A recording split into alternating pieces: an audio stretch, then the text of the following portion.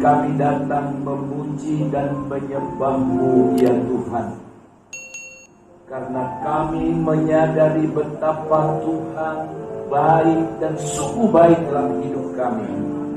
Pemeliharaanmu atas kehidupan kami sampai saat ini, di tengah-tengah dunia yang sedang bergoncang, kami bersyukur Tuhan masih menganugerahi kami kehidupan, menganugerahi kami kesempatan untuk boleh datang beribadah kepada-Mu.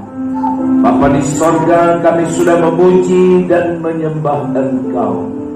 Saat pagi ini kami rindu Tuhan mendengarkan suara firman Allah yang hidup yang akan hamba-Mu sampaikan. Dan kiranya Tuhan memberkati setiap umat-Mu yang mendengarkan firman ini. Dalam nama Tuhan Yesus Kristus kami berdoa mengucap syukur. Haleluya, haleluya. Amin. Bapak Ibu Saudara yang terkasih di dalam Tuhan, firman Tuhan hari ini bertalian dengan karakter ilahi dalam pekerjaan berjudul sukses dengan cara yang benar. Sukses dengan cara yang benar. Bapak Ibu Saudara-saudara, tentu saja sukses itu adalah impian, dambaan semua orang. Tidak ada orang kalau ditanya apakah engkau ingin sukses dalam hidupmu, lalu orang itu berkata, aku tidak mau. Tetapi semua orang ingin untuk mendapatkan sukses di dalam kehidupannya. Namun saudaraku yang terkasih dalam Tuhan, tidak sedikit orang berusaha untuk mendapatkan atau untuk menjadi sukses dengan cara yang tidak benar. Dengan kata lain, menghalalkan segala cara. Yang penting dia bisa meraih, mendapatkan apa yang diinginkan hatinya. Nah saudara-saudara, kalau kita sadar sebagai orang percaya bahwa dalam seluruh aspek hidup kita Tuhan harus hadir dan Tuhan harus dimuliakan, harus menunjukkan karakter ilahi, maka untuk meraih atau mendapatkan sukses itu pun, sebagai orang percaya saudara sekalian, kita harus mengikuti cara yang telah Tuhan tetapkan di dalam firman. Saudara-saudara, sebelum kita melihat beberapa cara untuk kita dapat meraih sukses seperti yang Tuhan inginkan, maka perlu kita mendefinisikan dulu sebenarnya apa yang dimaksud dengan sukses itu. Seringkali orang berkata kalau sukses atau yang disebut dengan sukses itu kaya, banyak uangnya. Lalu kalau orang merasa cukup atau pas-pasan hidupnya, dia berkata orang itu tidak sukses. Saudaraku sekalian yang terkasih di dalam Tuhan, pendapat itu tidak selamanya benar. Itu sebabnya kita harus sepakat bahwa yang disebut dengan sukses itu adalah berhasil atau beruntung. Berhasil atau beruntung, itu artinya sukses. Dalam bahasa Inggris kita mengenal kata yang berbunyi success. Juga memiliki pengertian keberhasilan dan hasil baik. Apa yang kita kerjakan, apa yang kita rancang, kalau itu berhasil baik, kalau itu membawa keuntungan bagi kita, maka kita sudah meraih sukses dari apa yang kita kerjakan. Saudaraku yang terkasih dalam Tuhan, bagaimana kita dapat meraih sukses dengan cara yang benar? Sekali lagi, dengan cara yang benar, bukan dengan cara yang salah. Kita temukan beberapa jawaban di dalam Alkitab. Yang pertama, saudara-saudara, Amsal pasal 16 ayat yang ketiga. Firman Tuhan berkata, serahkanlah perbuatanmu kepada Tuhan, maka terlaksanalah rencanamu. Barangkali kita berkata, saya sudah menyerahkannya, tetapi tidak terlaksana. Saudara-saudara,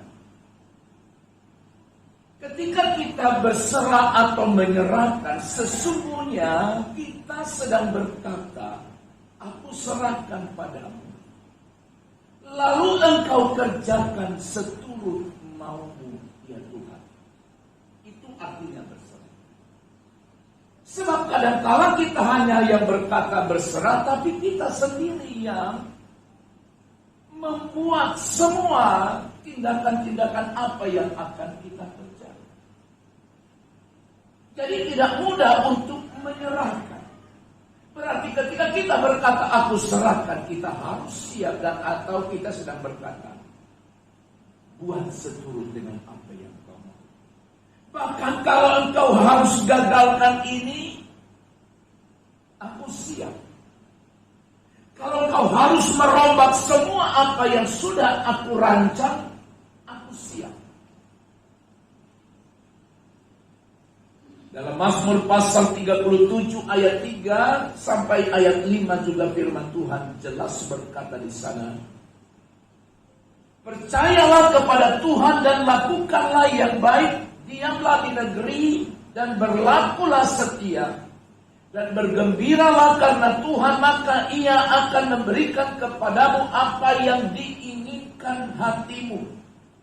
Serahkanlah hidupmu kepada Tuhan dan percayalah kepadanya, dan Ia akan bertindak. Maka dari dua ayat ini, saudara-saudara, dapat kita simpulkan bahwa untuk meraih sukses dengan cara yang benar sesuai dengan standar Tuhan, yang pertama adalah menyerahkan apa yang kita rencanakan kepada Tuhan. Menyerahkan apa yang kita rencanakan pada Tuhan, bukan sebatas aku serahkan. Tapi ketika kita menyerahkannya juga, seperti tadi saya sudah katakan, kita harus siap. Kita harus rela dan tidak boleh marah agar Tuhan merombak, bahkan mungkin juga akan memberhentikan atau menggagalkan apa yang sedang kita lakukan. Karena kita percaya Allah selalu memberi, merancang yang terbaik bagi anak-anaknya.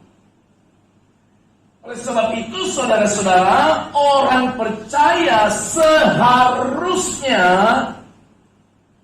tidak melakukan sesuatu dengan sombong. Dengan kata lain, sombong itu artinya aku bisa lakukan tanpa siapapun. Tapi kita harus mencari kehendak Allah, kehendak Tuhan dalam segala hal, termasuk dalam rencana kita. Dan percayalah saudara-saudara, apabila motivasi dan perbuatan kita itu benar, sesuai dengan apa yang Dia inginkan, maka kita dapat menyerahkannya kepada Tuhan. dan yakin bahwa Ia akan menegakkannya serta memberkati kita. Maka atas kebenaran inilah juga saya sungguh-sungguh dengan sangat yakin, di masa yang sulit seperti ini, kita merencanakan sesuatu untuk pekerjaan Tuhan. Jangan ada yang takut, jangan ada yang bimbang. Bagaimana nantinya itu jadi apa tidak? Apabila motivasi dan perbuatan kita ini berkenan pada Tuhan, percayalah Dia akan menegakkan dan memberkati. Yang kedua, bagaimana kita meraih sukses dengan cara benar? Yosua pasal 1 ayat 8. Janganlah engkau lupa memperkatakan kitab Taurat ini, tetapi renungkanlah itu siang dan malam, supaya kau bertindak hati-hati sesuai dengan segala yang tertulis di dalamnya, sebab dengan demikian perjalananmu akan berhasil dan engkau akan beruntung atau sukses. Juga Ulangan pasal yang ke-30 ayat 15 dan 16. Ingatlah, aku menghadapkan kepadamu pada hari ini kehidupan dan keberuntungan, kematian dan kecelakaan, karena pada hari ini aku memerintahkan kepadamu untuk mengasihi Tuhan Allahmu dengan hidup menurut jalan yang ditunjukkannya dan berpegang pada perintah, ketetapan dan peraturannya, supaya engkau hidup dan bertambah banyak dan diberkati oleh Tuhan Allahmu di negeri kemana engkau masuk untuk menduduki. Juga kalau kita membaca saudara-saudara dalam Mazmur pasal yang pertama ayat 1 sampai ayat 3, di sana kita menemukan rumusan yang sama. Firman Tuhan berkata, tetapi yang kesukaannya ialah Taurat Tuhan. Saya lompat ayat yang kedua. Tetapi yang kesukaannya ialah Taurat Tuhan, dan yang merenungkan Taurat itu, dan yang merenungkan Taurat itu siang dan malam. Ia seperti pohon yang ditanam di tepi aliran air, yang menghasilkan buahnya pada musimnya, dan yang tidak layu daunnya. Dengar, apa saja yang diperbuatnya berhasil. Untuk kita meraih sukses, keuntungan dengan cara yang dikenan oleh Tuhan, maka Allah memberikan kita rumusan yang kedua dari 3 ayat ini. Yang kedua, mengasihi Tuhan dan berpegang pada perintah. Mengasihi Tuhan dan berpegang pada perintahnya. Sebab dengan kita berpegang atau hidup seturut dengan firman-Nya atau perintahnya, saudara, maka bisa dipastikan setiap pilihan keputusan jalan-jalan yang kita ambil pasti akan seperti yang Tuhan mau. Dan saudaraku yang terkasih, orang yang mengetahui, sekali lagi, mengetahui dan mentaati firman Allah. 3 ayat ini menjelaskan, atau 3 bacaan kita tadi menjelaskan, akan berhasil dan beruntung sukses.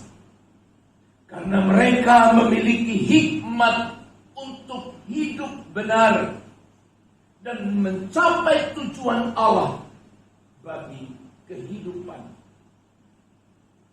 Kita membutuhkan hikmat dalam hidup kita untuk meraih sukses. Apa peran hikmat dalam hidup kita sehingga kita meraih sukses, berhasil, beruntung dalam hidup kita? Sebab kalau kita dipenuhi dengan hikmat Allah dalam merancang memutuskan sesuatu, pasti tidak akan salah. Karena Allah berikan kita hikmat. Pasti tidak bertentangan dengan kehendak Allah. Sebab kalau sesuatu yang kita lakukan tidak bertentangan dengan kehendak Allah, Allah akan merestui, Allah akan memberkati. Jadi saudaraku yang terkasih dalam Tuhan, mari kita terus mengasihi Tuhan, berpegang pada perintah, renungkan firman siang dan malam, hidup seturut dengan firman itu. Seperti pemazmur tadi berkata, apa saja yang diperbuatnya berhasil. Yang ketiga,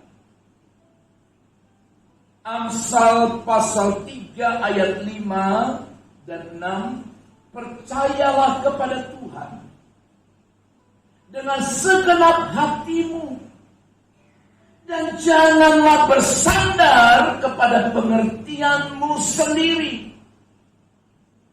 Akuilah Dia dalam segala lakumu, maka Ia akan meluruskan jalanmu.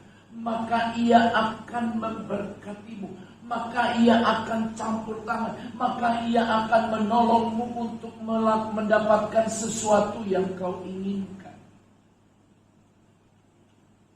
Yang ketiga dari ayat ini, saudara, kita harus mengakui Tuhan dalam segala tindakan atau perilaku.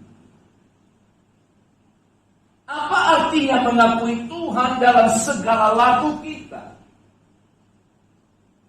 Saya memperoleh pemahaman dari ayat ini. Akuilah Dia dalam segala lakumu. Berarti saudara-saudara kita akan selalu memikirkan atau akan selalu bertanya dalam hati kita. Ketika kita melakukan apapun juga, prinsip kita selalu akan ada pertanyaan. Kalau aku lakukan ini, apakah ini berkenan pada Tuhan atau tidak? Kalau aku rancang seperti ini, bertentangankah ini dengan kehendak Allah atau tidak? Paulus berkata kepada jemaat di Kolose, apapun yang kita perbuat, lakukanlah itu seperti untuk Tuhan. Jadi saudara-saudara, dalam semua rencana, keputusan dan tindakan kita, hendaknya kita mengakui Allah sebagai Tuhan. Dan kehendak Allah sebagai keinginan tertinggi kita. Dan percayalah, apabila kita melakukannya, Allah berjanji untuk meluruskan jalan. Allah akan merestui apa yang sedang kita rancang. Akui Dia. Orang yang mengakui Allah dalam segala hal, dia akan berkata, prinsip hidupnya akan berkata, tanpa Tuhan aku tidak bisa berbuat apa. Sekecil apapun yang kurencanakan, kalau Tuhan tidak berkenan, kalau Tuhan tidak campur tangan, maka tidak akan terjadi apa-apa. Dan saya percaya ini bagian atau bentuk dari pengakuan kita akan Allah dalam segala perilaku kita. Yang keempat, Ulangan pasal 8 ayat 18. Tetapi haruslah engkau ingat kepada Tuhan Allah, sebab Dialah yang memberikan kepadamu kekuatan untuk memperoleh kekayaan, dengan maksud meneguhkan perjanjian yang diikrarkannya dengan sumpah kepada nenek moyangmu seperti sekarang ini. Harus engkau ingat pada Tuhan. Dialah yang memberi kepadamu kekuatan untuk memperoleh kekayaan. Pernahkah saudara mendengarkan orang atau seseorang berkata dengan bangganya, bahkan juga mungkin saja dalam kesombongannya, berkata, karena kekuatan pula, karena hasil usaha pula, karena kepintaran pula aku dapat meraih semua ini. Sebagai orang percaya, prinsip itu tidak boleh ada pada kita. Sebab saudara-saudara, kita harus sadar yang keempat. Menyadari bahwa Tuhanlah yang memberi keberhasilan. Camkan baik-baik, Tuhanlah yang memberi kita keberhasilan. Diberinya kita kekuatan untuk melakukan sesuatu. Sekali lagi, diberinya kita hikmat untuk merancang, merumuskan segala sesuatu. Saudara-saudara, kalau kita sadar ini, kebenaran ini, maka kita tidak akan pernah meraih, mendapatkan sesuatu yang bukan bagian kita, yang bertentangan dengan kehendak Allah. Saudara-saudara, seringkali kekayaan diperoleh dengan cara-cara yang bertentangan dengan prinsip dan perbuatan saleh sebagaimana Tuhan telah gariskan. Kalaupun orang bisa mendapatkan kekayaan dengan cara yang salah, dengan cara yang bertentangan dengan kehendak Allah, dengarkan baik, kekayaan semacam ini tidak bisa dipandang sebagai tanda berkat Allah bagi kita. Berkat itu harus kita definisikan segala sesuatu yang diberikan oleh Tuhan Allah kepada kita. Yang terakhir, bagaimana kita meraih sukses dengan cara yang benar? Amsal 11 ayat 24 dan 25 firman Allah berkata, ada yang menyebar harta tetapi bertambah kaya. Ada yang menghemat secara luar biasa namun selalu berkekurangan. Siapa yang banyak memberi berkat, diberi kelimpahan. Siapa memberi minum, ia sendiri akan diberi minum. Ayat ini mengajarkan kita prinsip meraih sukses dengan cara yang Tuhan ingin. Hukum ini mungkin saja atau kebenaran ini tidak berlaku bagi orang yang tidak percaya. Yang kelima adalah suka memberi. Suka memberi. Atau seseorang yang selalu memiliki kerelaan untuk berkorban. Saudara-saudaraku yang terkasih dalam Tuhan, ini juga ternyata rumusan untuk meraih sukses. Ada orang menyebar harta justru makin bertambah kali. Tapi ada orang yang selalu menghemat, pikir dia kumpulkan untuk dirinya sendiri, tapi selalu berkekurangan. Tapi siapa memberi berkat, diberi dia kelimpahan. saudaraku yang terkasih dalam Tuhan. Dalam Injil Lukas pasal 6, ayat 38 juga di sana firman berkata, berilah dan kamu akan diberi. Sekali lagi, berilah dan kamu akan diberi.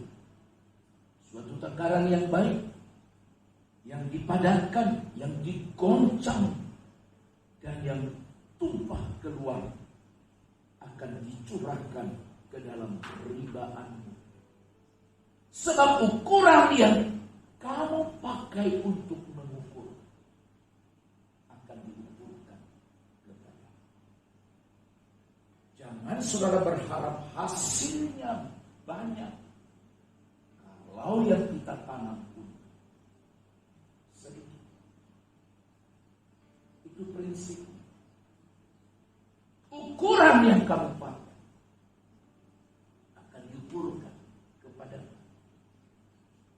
Bapak Ibu yang terkasih dalam Kristus, Allah berjanji bahwa orang yang banyak memberi akan menerima kembali lebih daripada yang dia beri.